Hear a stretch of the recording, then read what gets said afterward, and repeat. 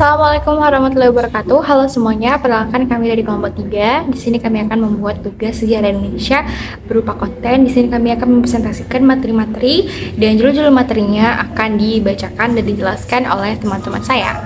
Perkenalkan, nama saya Halimah Tusyadia. Respon internasional terhadap proklamasi kemerdekaan Indonesia. Latar belakang Indonesia memproklamasikan kemerdekaan pada tanggal 17 Agustus 1945. Setelah Jepang menyerah kepada sekutu dalam Perang Dunia II, proklamasi kemerdekaan Indonesia merupakan pernyataan keberanian dan tekad bangsa Indonesia untuk melepaskan diri dari penjajahan asing yang telah berlangsung selama ratusan tahun. Namun, proklamasi kemerdekaan Indonesia tidak serta-merta diakui oleh dunia internasional. Belanda, sebagai mantan penjajah, masih menganggap Indonesia sebagai bagian dari wilayahnya dan berusaha untuk merebut kembali kekuasaannya.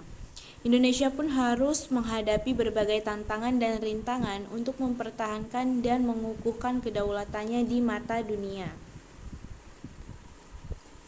Respon positif.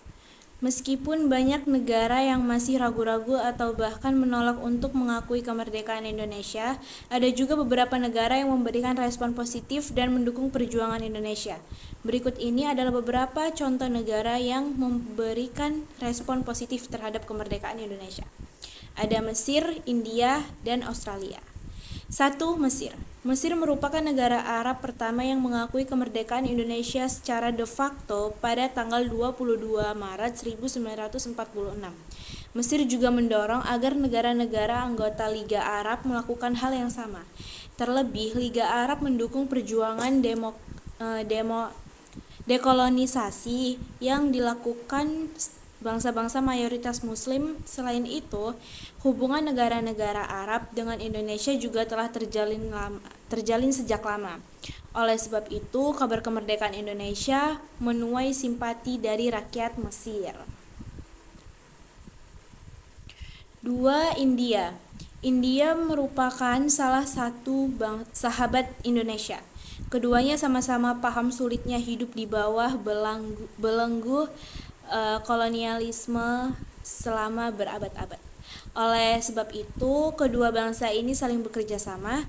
Pada tahun 1946, Indonesia mengirim bantuan sebesar 500.000 ton beras kepada India yang saat itu sedang mengalami krisis pangan akibat penjajahan Inggris. India membalas kebaikan hati rakyat Indonesia dengan turut menyuarakan perjuangan kemerdekaan bangsa Indonesia. Yang ketiga, Australia.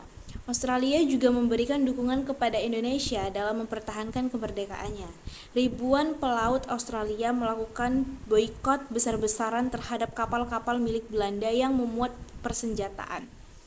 Akibat kapal-kapal tersebut tidak dapat melanjutkan pelayaran ke Indonesia. Peristiwa ini dinamai Black Armada. Respon Aksi negatifnya tersebut yaitu di sisi didukung oleh lain ada partai juga buruh yang saat negara-negara itu yang memberikan menguasai respon negatif pemerintahan terhadap di kemerdekaan Australia. Indonesia. Baik, terima Negara-negara kasih. ini umumnya masih memiliki kepentingan kolonial atau tidak ingin melihat Indonesia menjadi negara yang berdaulat dan berpengaruh di kawasan Asia. Berikut ini adalah beberapa contoh negara-negara yang memberikan respon negatif terhadap kemerdekaan Indonesia. Yang pertama, Belanda. Belanda merupakan negara yang paling menentang kemerdekaan Indonesia. Belanda masih menganggap Indonesia sebagai wilayah jajahannya yang harus dipertahankan dengan segala cara. Belanda tidak mau mengakui proklamasi kemerdekaan Indonesia dan berusaha untuk mengembalikan kekuasaannya di Indonesia dengan melakukan agresi militer sebanyak 2 kali, yaitu pada tahun 1947. Yang ketiga, Amerika Serikat. Amerika Serikat juga memberikan respon negatif pada awalnya. Amerika Serikat masih memiliki hubungan baik dengan Belanda sebagai sekutunya dalam Perang Dunia Kedua. Amerika Serikat juga khawatir bahwa Indonesia akan menjadi negara komunis yang bersekutu dengan Uni Soviet atau Cina. Oleh karena itu, Amerika Serikat tidak mau mengakui proklamasi kemerdekaan Indonesia dan memberikan bantuan.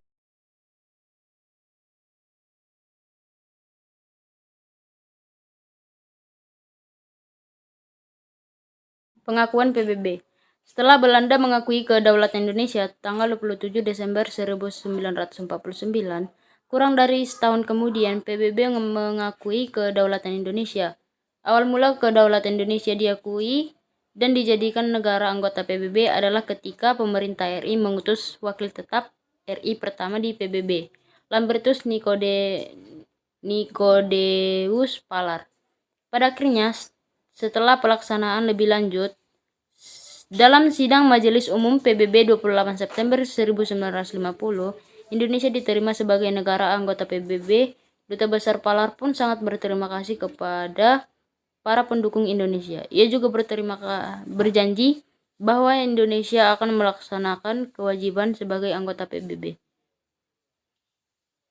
Salah satu bentuk Konferensi Meja dukungan Bundar atau PBB KMB terhadap adalah Indonesia pertemuan adalah dengan perwakilan membentuk Republik Komisi Indonesia, Tiga Negara Belanda, yang dan membawa DFO Indonesia yang Belanda mewakili ke sejumlah perundingan. negara ciptaan Belanda di Kepulauan Indonesia. Di pertemuan dilangsungkan di Den Haag, Belanda, mulai 23 Agustus hingga 2 November 1949 yang ditunjukkan untuk menyelesaikan permasalahan antara Indonesia dan Belanda yang sudah lama terjadi. Walaupun Indonesia telah memproklamasikan kemerdekaannya pada 17 Agustus 1945, Belanda masih berupaya untuk menguasai Indonesia. Sebelum KNB, 3 pertemuan tingkat tinggi antara Indonesia dan Belanda yang dilaksanakan sebagai berupaya menyelesaikan permasalahan. Adapun pertemuan itu adalah Perjanjian Linggarjati pada 1947, Perjanjian Revlin pada 1948, dan Perjanjian Roym-Ryan pada 1949. Meski sudah berlangsungnya 3 pertemuan, belum ada titik menyelesaikan permasalahan antara Indonesia dan Belanda. Dalam Konferensi Meja Bundar atau KNB, Belanda bersedia untuk menyerahkan kedaulatan Republik Indonesia Serikat. Latar belakang: pada 18 Desember 1948, Belanda melakukan agresi militer 2 terhadap Indonesia dan melanggar Perjanjian Revlin yang sudah disepakati bersama sebelumnya. Belanda juga melancarkan agresi militer 1 sebagai bentuk pelanggaran Perjanjian Linggarjati. Agresi militer 2 Belanda mendapat kecaman dari Perserikatan Bangsa-Bangsa atau PBB dan dunia internasional. Terlebih lagi, Belanda menangkap sejumlah pimpinan Indonesia, termasuk Soekarno, Muhammad Hatta, Haji Agus Salim, dan beberapa menteri kabinet yang tengah bertugas ibu kota sementara atau Yogyakarta. Pada 28 Januari 1949, Dewan Keamanan PBB menegur Belanda dan menuntut pengembalian seluruh petingkat RI beserta pemulihan pemerintahnya.